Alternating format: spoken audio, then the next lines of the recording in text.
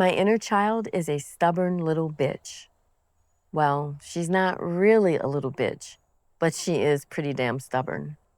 Most days I adore that little girl with her you have to wash them out because you can't brush them out curls.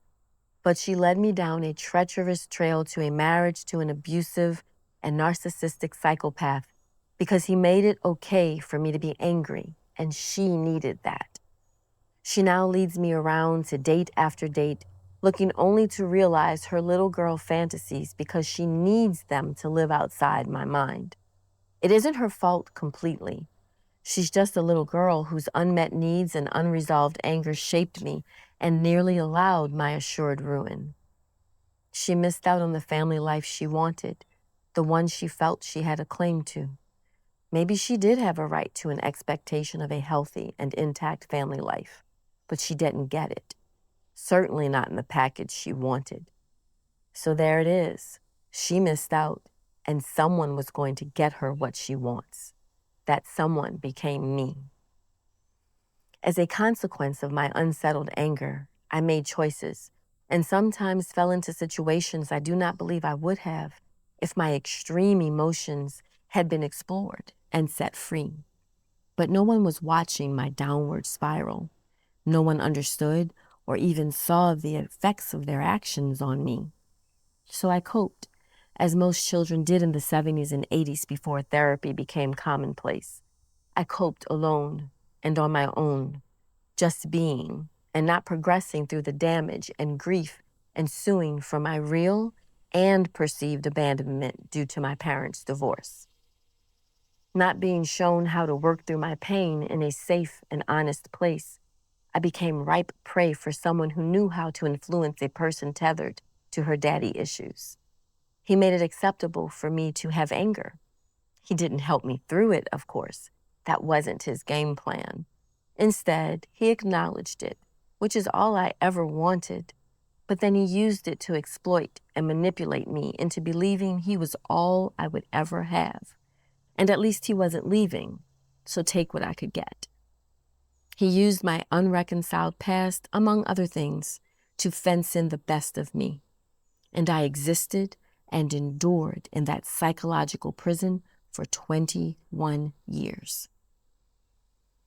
Since I put my freedom back on several years ago, the little one inside me has brought up those unfulfilled desires. She says, "Here's my chance. That maniac is gone. Now I can get what I've been waiting for all this time. Let's do it." But she only looks out for herself. I'm a means to an end for her. She has all the gritty strength of mind and floods with optimism at the end of a select few of these dates, while I get all the sorrow and disenchantment when things do not go according to her plans. She's a child. I'm not angry at her, though. I love her. I really love her. I know her pain. I feel her pain. Her pain is mine, but it's in the past. It's not part of my present. For me, it's done. For her, that's all there is. So tonight, I will let her climb into the lap of my mind, and I'll hold her and stroke those stubborn curls as I try to persuade her, though I may never be able to give her that which she believes she needs to be whole, she will never, not ever, be alone again. And maybe, just maybe, we can be whole together. So, if you watched Marked by Ink, you know that story ended with a kind of freedom, a reclaiming, a line in the sand. But here's the thing no one tells you. Freedom doesn't silence the old wounds. Sometimes it makes them louder. Because once you're out of survival mode, the voice that's been buried, the little girl inside you, she doesn't stay quiet. She gets loud, hopeful, impulsive, desperate to be chosen. And what happens is the old wounds show up, but not like a ghost.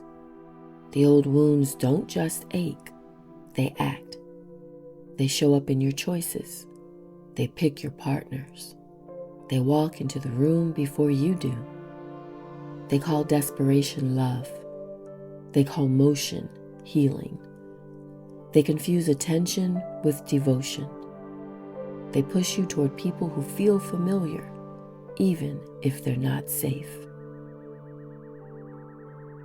I thought I was healing, but really, I was just moving. Healing isn't a straight line. It's not a clean break from the pain. Sometimes you leave the abuser and still find yourself clinging to what hurt because it's familiar. Because that's where you think love lives, even though you never felt loved there. And I get it now. She wasn't trying to wreck my life. She was trying to reshape it. And that changes everything. So this episode isn't about rage. It's about reckoning.